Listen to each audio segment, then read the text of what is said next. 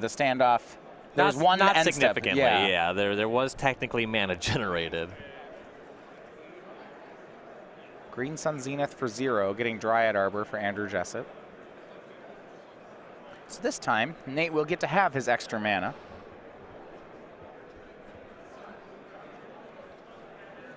Yeah, Jessup not presenting his own Shaman, and 2 fetch lands in the graveyard already.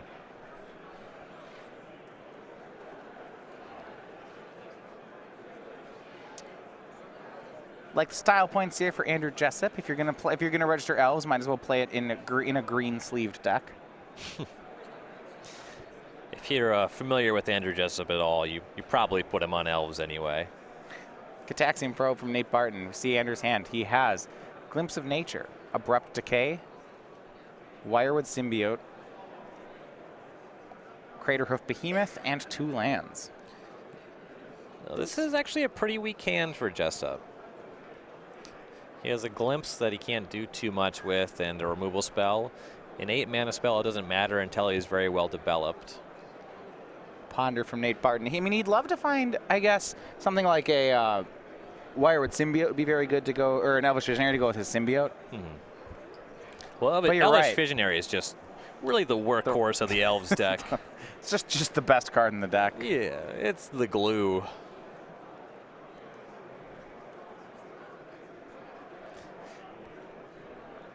So I suppose Elvish Visionary is the card that was most likely to just exist on the timeline. The oddball, why did they print that card, is kind of the Wirewood Symbiote. That card is just so strange. Yeah, it's a bug that bounces. It's a bug that makes elves go back to your hand. The fact that returning a creature to your hand is the cost. You don't really get that much anymore. I drafted elves and Eternal Masters, and I played against somebody who was very angry. They kept trying to respond to Symbiote by killing your elves? Yeah. Yeah. I've done. They were took not me a while happy to about learn. that. Yeah, can't do that. That does feel strange that that's a cost. It's just very bizarre, extremely unintuitive. But this is Legacy, where everything goes. 3 mana 3/3s win the game.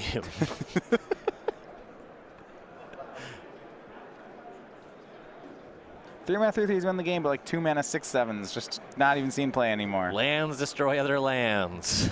Wasteland will take care of Dryad Arbor. Deathrite Shaman will exile away the Dryad Arbor and cast Delver Secrets. Another glimpse drawn by Andrew. This is not what he wants to be seeing. No. You might even just want to cycle one of these, realistically. Yeah, he can glimpse into Wirewood Symbiote. Suppose getting one of these threats out of the table with the Abrupt Decay, you should probably prioritize a little bit higher than that. He does have 3 lands. If he peels another creature, he could potentially actually draw 2 cards with the value Glimpse. See, he goes for it. He has the Bayou in hand, so if he wants the Abrupt Decay, he'll just play that. A fetch land means he's probably going for the first Glimpse.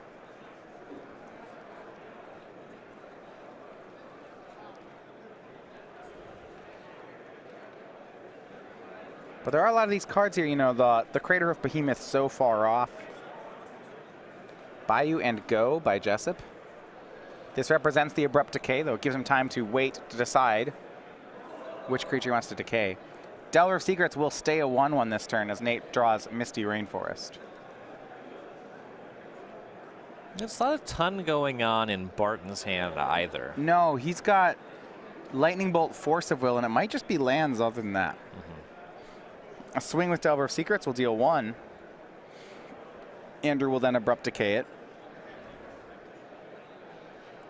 Choosing to take care of Delver over Deathrite Shaman. And you were saying that you mentioned before that Deathrite is, or the Delver is the better 1-drop in this matchup. It just closes the game faster.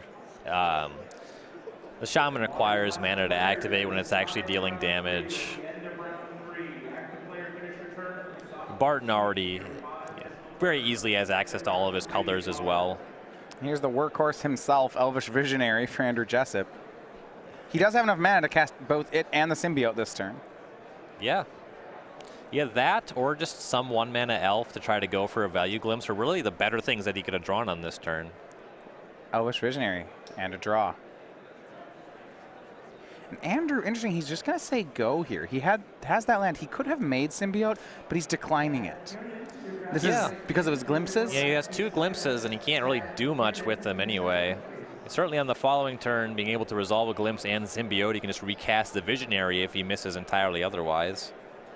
Yeah, what that's showing me here is that the pace of this game really is a slower one, and Andrew's recognizing that. A lot of times in Legacy, you feel the need to spend all your mana each turn because, you know, if the game's decided by turn 4, you better do as much as you can in the first 3. Andrew's he is max valuing his cards very hard here.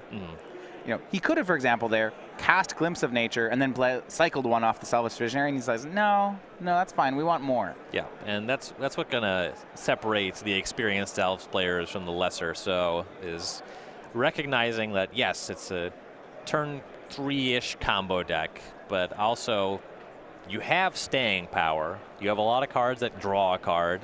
You're totally capable of playing these longer games, displaying just an excellent amount of patience here.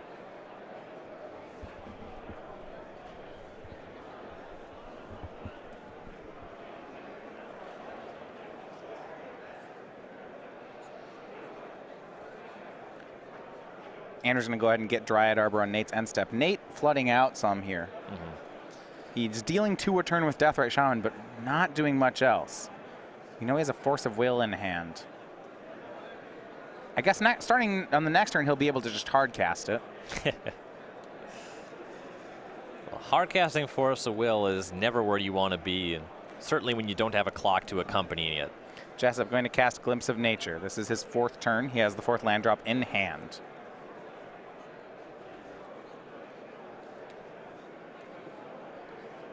Suppose just something simple. Wirewood Symbiote, draw a card, bounce Visionary, cast Visionary, draw a card, draw a card. He still just has the other Glimpse of Nature in hand. Right.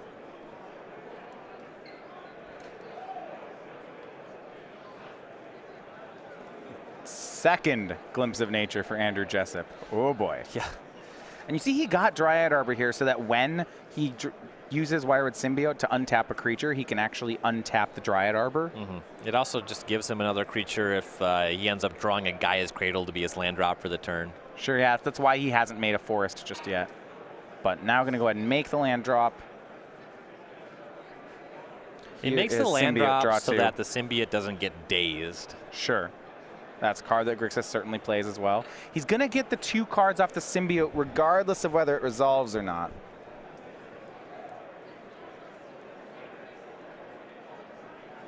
Yeah, so the glimpses will have replaced themselves, so it's not clear that they'll do much more. We'll find out if Barton wants to fight over this symbiote here. Right, so he gets 2 cards before symbiote is down.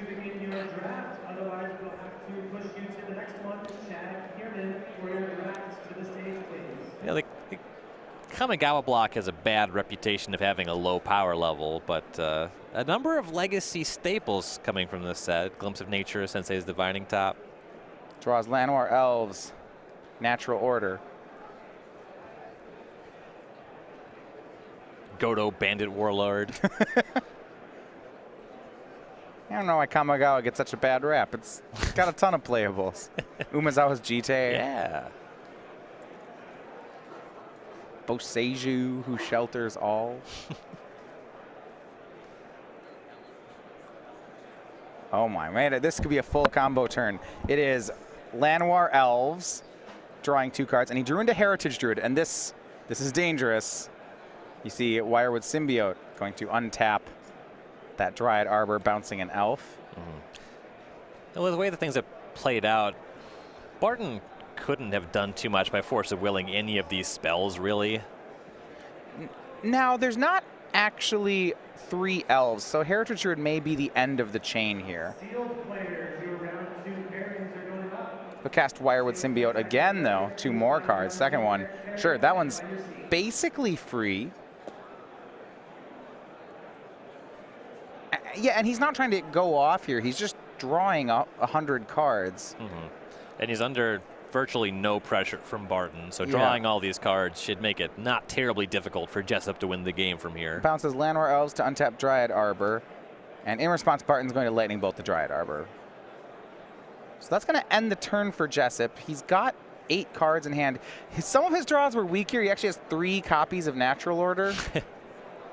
There's just no way that does anything. Yeah, you really only need one of those. I believe Andrew's going to have to discard at the end of the turn here. The natural orders are a pretty free discard. The third one is, for sure. Yeah. And that's what he'll discard. Barton dealing 2 more damage on end step with Deathrite Shaman. He's got a long ways to go, though Andrew is still at 14. For Barton, he draws Brainstorm. It's a blue card for his Force of Will, and actually, yeah, so he can also just make a 5th land drop and then hard cast a Force of Will. He would like to have something besides Force of Will going on, though. So he's going to Brainstorm, hopefully to find something new here.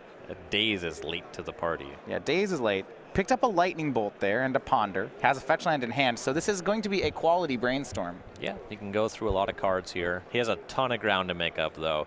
Jessup with 7 cards in hand and plenty of lands on the battlefield.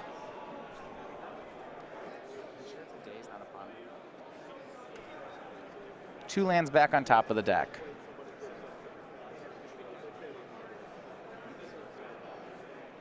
And with that fetch land in play, he'll reset.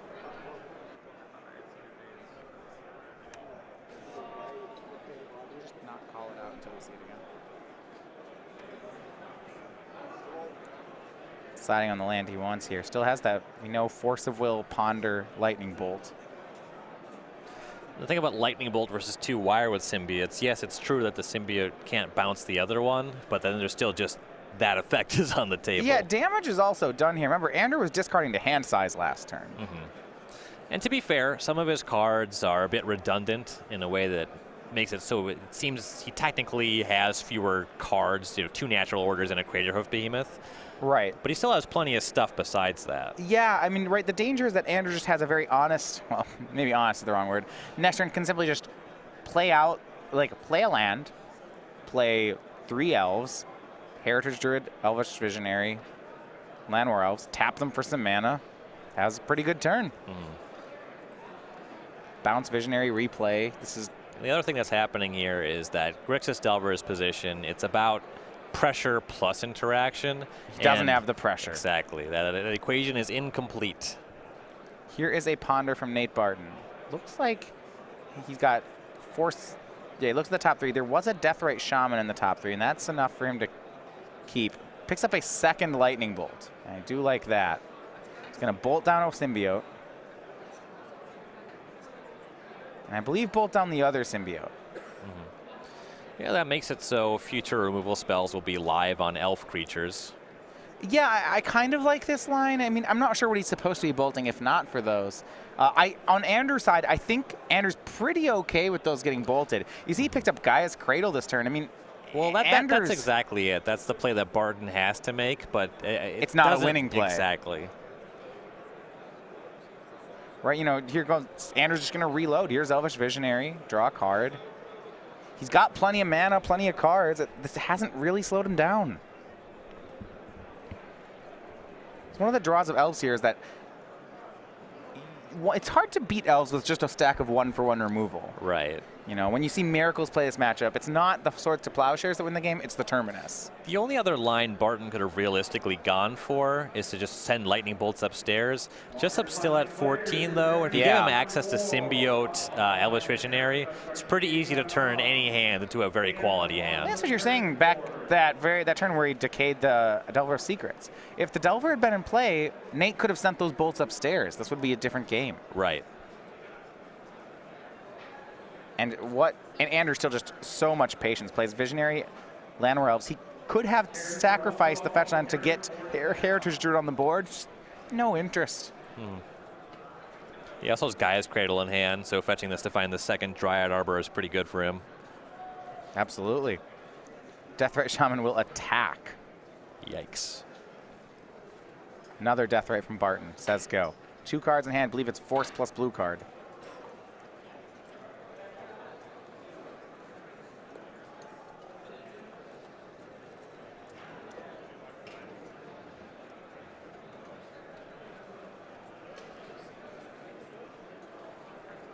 And Andrew not even going to get the other Dryad Arbor, just finds another Bayou. He's not that far from just casting Craterhoof off of mana. Well, he's certainly already there to cast Natural Order.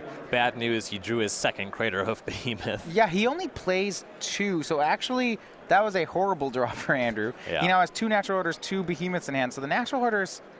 All they'll do is trade fine. down on mana. Yeah, they're like their toolbox now. They they can find an Elvish Visionary. And we're gonna play Heritage Druid, tap 3 elves for 3 green, a land for 3 more green, 2 more mana, and that's gonna make 8. Here's the first of Craterhoof Behemoth. Can't let that one resolve. Interestingly enough, all the other creatures are tapped, so this is just an 8/8, a 9/9 trample. That's it, though. I mean, he could take the hit. And then die to the second Crater Hoof on the following turn. Yeah, you can't have it all. His hand is exactly Force of Will Daze. Can't daze it because of that untapped Bayou. Yeah, I mean, it's not really like he's discarding a card to force. Daze wasn't a card. So he does force away the Crater Hoof. Goes down to 14, but Nate Barton now empty-handed. And you see a ton of ways to reload. Andrew's hand has 2 Natural Orders and then the second Crater Hoof. Never mind, if, say, Nate draws a card that counters the second Crater Hoof, how does Andrew win? They don't come back from the graveyard. Once they're there, that's where they stay. He kind of just has to assemble a large squad of 1/1s. If he's able to get Symbiote on the battlefield, he can return a creature blocked by a Deathrite Shaman to his hand before damage and chip in a lot of damage that way. Deathrite Shaman from Andrew Jessup. Go back to his turn. And Nate had drawn a card. I suppose he could hard cast a Force of Will if he drew one. That would be his best draw here.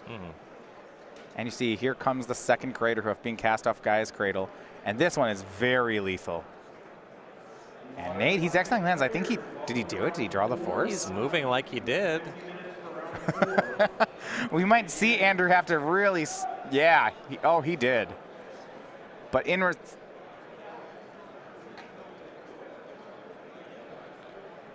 yeah, Andrew, forgetting his Deathrite had Summoning Sickness, tried to deny mana, but no, Force of Will counters the second Crater Hoof. So now we're going to get to see the real scrappy wins from Elves. There's no hoofs left, no way to get them back in the deck. So now the most aggressive card in his deck is Face Down Birchlow Rangers, of which he plays 1 copy. Nettle Sentinels, a 2/2. He swings, puts Nate down to 12.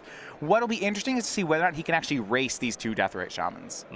As 1/2s, they're great blockers. Nate just said go. He would actually like to have a second black mana here. Things are going to get weird. Yeah. Yeah, Nate can actually only activate 1 Shaman for a non-mana ability a turn. And look at this, Peter. Andrew, not phased by losing his Crater Hoofs. He immediately Natural Orders the Llanowar Elves way. I assume he's getting Symbiote. He's just going to start Symbiote Visionarying. Symbiote, Visionary, and Nettle Sentinel are the 3 kind of reasonable targets that he has with this. So in response, it's going to be Deathrite Shaman getting rid of a land. Deathrite Shaman getting rid of a land. Is this another Force of Will by Nate? That land was denied. So Nate did not, only got 4 mana, not 5. Then he says, okay, I'm not doing anything with it. Yeah. Peculiar line there. We're actually starting to get low on lands in graveyards. I believe there's 2 left in Nate's graveyard, and that's it. Yeah, there's certainly not a lot. There's that Wasteland. There's at least 1 fetch land. Right. Scavenging Ooze as the 1-up. That's what Andrew Jessup's going to get off Natural. And actually, no shortage of creatures in the graveyard here. This is great. 4 green already available. Yeah, look at all these creatures. So while Andrew's going to immediately exile a ton of creatures, so he wants to get that out of bolt range. Yes. So Scavenging is up to a 4/4. Attacks for 2. Barton down to 10. This is a grind, but it's going to work. And Barton's going to need to find. Does he have Fatal Push? He has that sideboard Fatal Push. That's his only copy. Yeah, we're too late for Dismember. Does he have a copy of Baleful? No, we're not. Yeah, Baleful Strix. Maybe. He has 2 in the sideboard. This is not an exceptional matchup for that card. Gurmag Angler. He's likely going to want to exile away his own creatures if he has any left. Yeah. He's also got to be a little concerned about his life total. Jessup does have 2 Bayous. Oh, just to activate Deathray Shamans? Right. Yeah. Jessup has more black mana than Barton. So he... You're not wrong.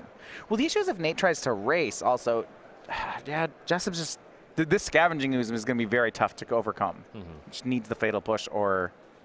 Yeah, or Strix. Scavenging Ooze is not the conventional big find off your natural order, but it's mighty strong here. If Barton has boarded in his one True Name Nemesis, that I don't believe Andrew can ever remove it as a blocker. Yeah, it'll hang out as a blocker. Jessup will be able to gain a lot of life, though. Yeah, you see just going to work with that Scavenging Ooze. He's going to exile as many creatures as he can, really.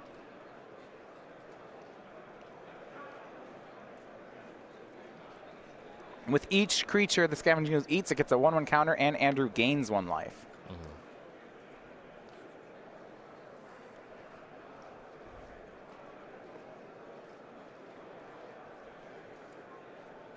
Okay, so now a 6/6 Ooze on the board. It's not out of range of being gang blocked yet. If Nate pushes everything in front of it, the Ooze would die, and I don't think Jessup would take that trade. Yeah, just the Crater Hoof left over for creatures. Barton has maintained the Wasteland and the Polluted Delta in his graveyard, so he can use a Shaman to make a green and target that with his Shaman. The Ooze can just eat it again. Yeah, so I suppose Andrew ends up winning that fight, though the triple block makes it so he at least gets to eat it in combat. Yeah, and that's why I think why we didn't see Andrew. You saw he didn't use that 1 green mana at the end of Nate's turn was out of respect for that line. But he has a ton of mana now. 3 green off the Heritage Druid and 4 more off Gaia's Cradle. It's going to be another natural order. So 3 floating. Sacrifices Heritage Druid, conveniently putting another creature in the graveyard. Getting Wirewood Symbiote. So now we're going to see that Symbiote Visionary interaction. No Crater Hoof, no problem for Andrew Jessup. Yeah, he's doing a great job of navigating this game. This is not what a regular Elves game looks like. Oh, this is great. Spends 1 of his 3 floating green to cast Glimpse of Nature. This is so much value. Brings back Elvish Visionary to untap Deathrite Shaman. Casts Visionary, draws off Glimpse, draws off Visionary. Drew a Heritage Druid, all right. Keep this going. Heritage Druid draws a card. 2 green copies of Green Sun Zenith. He actually might be able to just combo off here. Makes 3 green. Well, Green Sun for 2. He can make a lot of elves. The thing is, he can't Crater Hoof from here. For 1. Green Sun X equals 1. But he can go really wide and draw a lot of cards. Yeah, finds Wirewood Symbiote.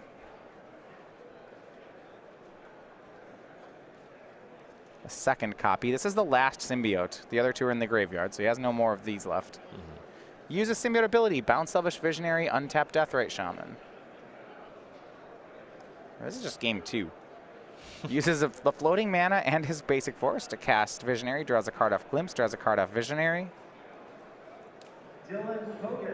Finds another 1-drop here, and it's an elf. Well, that seems pretty great. That's going to be his 3rd elf in play. So more mana at the ready. Here is Quirion Ranger, draws a card. This is the last call to register for our 1 p.m. standard challenge. We do need at least 1 more player to be able to get that event started. So picks up another Elvish Visionary. Sure, we'll keep doing this too. 3 green. 1 floating Elvish Visionary, draw 2 cards. Yeah, and with Barton at 10, just making a whole bunch of 1/1s makes finding a lethal attack not terribly difficult. Might be end of the line here. He's got an Abrupt Decay and a Green Sun Zenith to keep the card draw going. Gonna play land for a turn. That's a 2nd Gaia's Cradle. Just kidding about this being at the end of things. Gaia's Cradle, 1, 2, 3, 4, 5, 6. It's 8 mana. So 9 green. Let's make that 9 green and 1 black. He'll cast Abrupt Decay on a Deathrite Shaman. Down to 8 green floating.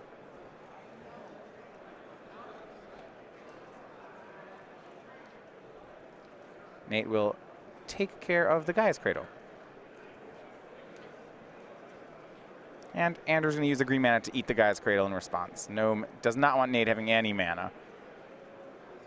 So 7 green still floating. Andrew's going. 1 Glimpse of Nature has resolved this turn. I'm not sure how much more he can keep this going. He's got some greens on Zeniths in hand, but he has 2 Symbiotes in exile and 2 Symbiotes in play, and that's the find that keeps that happening. Think about this position. He doesn't really have need to more. get to a critical mass of elves to actually make it lethal anything. So at this point, with the Symbiotes in play, he can actually just attack with a bunch of elves, and anything that's blocked, he can bounce it before damage, or let it hit the bin and then just eat it with a Scavenging Ooze, and the Scavenging Ooze doesn't have to worry about being killed in combat. Spends the rest of his green mana into Scavenging Ooze to make it a 9/9. He goes to 20, and he will swing. Not lethal, but it would put Barton down to 1, so Deathrite Shaman will chump block. Yeah, there's just no good blocks here. It's chump or, pretty much die. And Andrew says go. Nate draws a card, but he's at 10 facing down a very large army of elves. 1 ponder left here, and unless he's got something like Damnation that we don't know about, I don't see a way out for him. Well, if he had a Damnation, I would bring it to the attention of a judge. Yeah, he does not have on his his board. deck list. Sometimes I think, and this is where elves just seems like such a brilliant choice this weekend. In the past, in these black control decks, even in Delver decks, we might see something like Damnation, Engineered Plague, Night of Souls Betrayal, Engineered Explosives, something that can clean this up. But Nate has nothing of that sort. Yeah, even just the efficient 1-for-1s. Like I was saying before, Submerge is really good. Well, Rough Tumble is like another Haymaker. But I mean, this deck is even light on 1-for-1 interactions. Just 1 Fatal Push came off the sideboard. Lightning Bolts beyond that. There's no Forked Bolt. That card's kind of disappeared from the format. Well, its interaction is Baleful Strix, and that's really popular this weekend. And like I said, I think that's why Elves is so great right now. Right. Yeah, nobody's gunning for Elves. Jessup just making it look easy. Yeah, and so it's not just Andrew. Looking at our metagame breakdown, this is available over at StarCityGames.com. We have it posted on our coverage page. Elves is the 3rd most popular deck to make it into Day 2. That's crazy for Legacy. Yeah. 69 players in the Day 2 field, 5 of them on Elves. That's a high number for Elves. Yeah, I would have certainly taken the under on 4.5. The only 2 decks with more copies into Day 2, Miracles and 4-color Control. Which you would expect those to be 1 and 2. Yes. We go back to Andrew. It's going to swing everything. Nate has to block the ooze. When he doesn't, he's going to take a ton. Well, but I guess he'll hit 6 pokes off 1/1s. Oh, might have a kill, so it looks like he's going to block the Symbiote. There's the Fatal Push. Did find the answer. Okay. That's something. He's going to lose more slowly now. Yeah. Fatal Push on Scavenging Ooze. Certainly not out of the woods. Jessup, of course, by activating Scavenging Ooze a bunch of time, he's at 20 life. So Barton takes 5 off unblocked creatures. And looks to be 2 more with that Deathrite Shaman. 2 more on the next turn, plus another swing. It is still lethal. Andrew's going to immediately exile the Fatal Push. Does not want any Snapcaster top decks getting in the way. Once again, players, we need 1 more. Oh, this is nice. Bounces land to untap Deathrite Shaman. Exiles another card, puts Nate to 1. And picks up the Quirion Ranger. To untap the elf. Let's do it a 3rd time. So talked about I was dead next turn. Well, Andrew sees it. Why wait till next turn? 3 Deathrite Shaman activations will finish off the game. 2-0 again. Andrew has not dropped a game on camera. He's not dropped a match in the tournament.